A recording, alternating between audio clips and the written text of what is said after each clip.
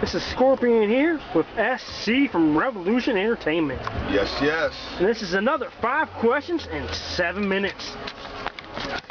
Alright, our first question for SC is, what is your view on the Haystack and Eminem beef?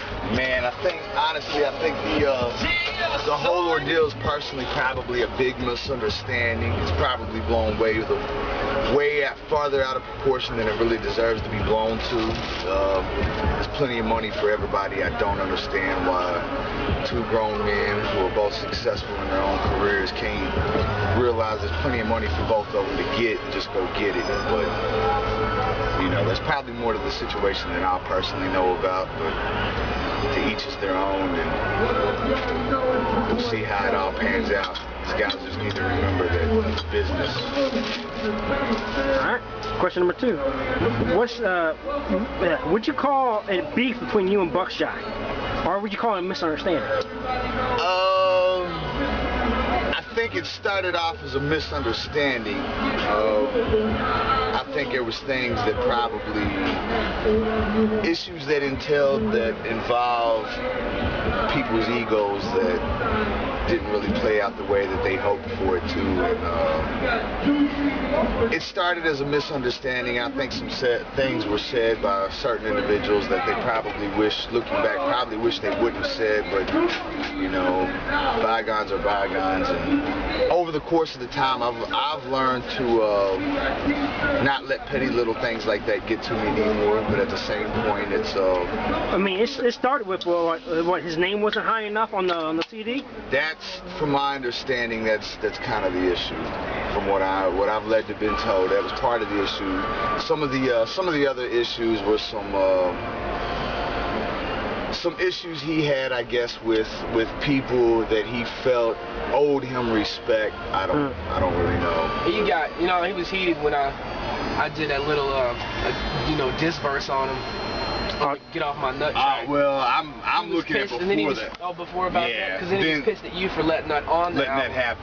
But I really don't have beef with Buck on a personal level. I just don't like the way, he does some people. And I really respected Buck for his hustle and his ambition and getting out there and being a pioneer in the music scene. Absolutely. And I was more like hurt on a personal level that he was doing people this way.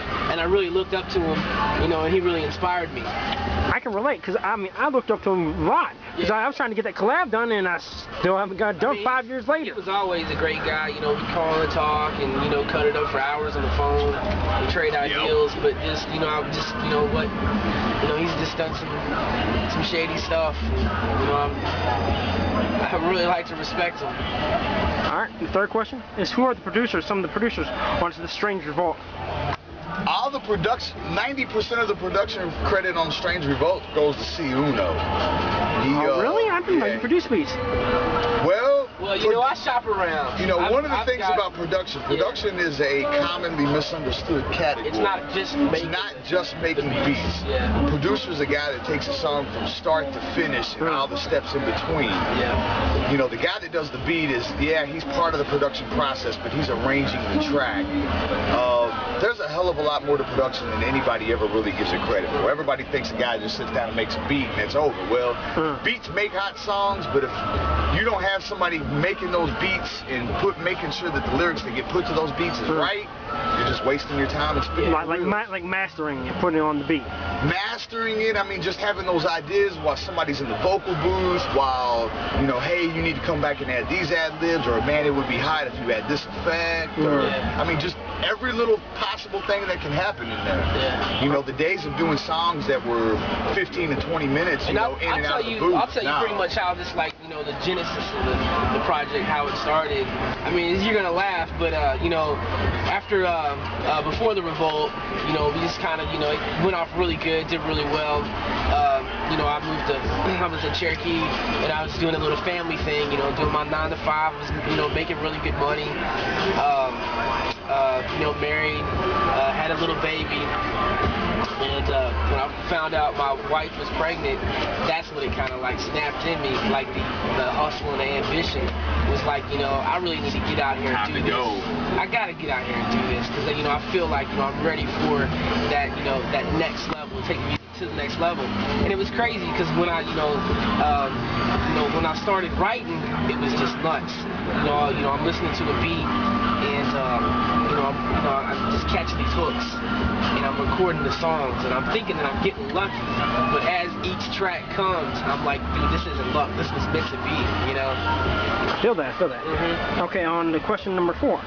Why are there not so many features on the Strange Revolt? Well, I think people as a whole, over the course of the last few years in the music industry, they've got kind of burned out on features a little bit. Me personally, I like features. I like working with other artists.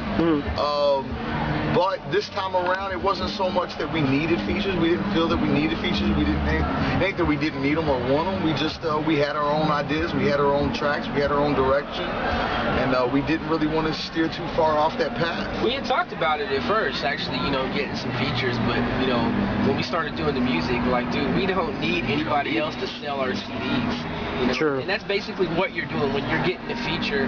You're actually using that person to sell your CD. And since we're pretty much, this is our first national debut of the album, and we're selling ourselves. And we can do that. I mean, that's awesome that we get out here and sell ourselves. We don't have to sell somebody else. We're selling ourselves. Don't have to ride somebody else's coats. Now maybe 10 years down the road we'll be selling some And that's to take nothing away from guys like Hoss Howard that came through and just knocked the hook on Breathe out of the park. Yeah. So I mean, things like that. It ain't that we want to take things like those elements out of the projects. We have our own ideas and our own vision of how some of these things are supposed to happen. Okay, and the last question. What does the future hold for Revolution Entertainment? Dude, the future's it's a big snow globe that we really don't know what's inside the snow globe. It's very bright. I can see it's very bright, but I don't see exactly what's happening. But I can tell you what's happening on a local thing. We're doing the whole nationwide car show. Yeah, we're doing a nationwide tour in 2010. I mean, that's a pretty big start in its own. We're doing a nationwide tour in 2010. Looks like maybe late 2010, early 2011. Looks like we're gonna have this live music thing put together. So we'll have another nationwide tour again following that. Actually performing, doing shows, bigger events, bigger venues. Right now we're just getting out and laying the groundwork. So I mean that's a pretty good start. In co-promotion with McFarlane Toys and Todd McFarlane Spawn. So we're out promoting the album, promoting McFarlane Toys and Todd McFarlane Spawn, and bringing Spawn as a guest appearance to these events. That's amazing to be able to be a part. All right, last but not least, you got any shout-outs? Oh, absolutely. We got the CD cover insert. Yeah, unfortunately 7 minutes wouldn't be long enough, but I mean, Just a quick little runoff. It would just, I wouldn't even know where to begin. First, I shout out Scorpion. I would have to leave it up to Scorpion. I appreciate that. That's probably all the time we got for this one. Because I'm going to do a second one just for his questions, and then that's going to be it.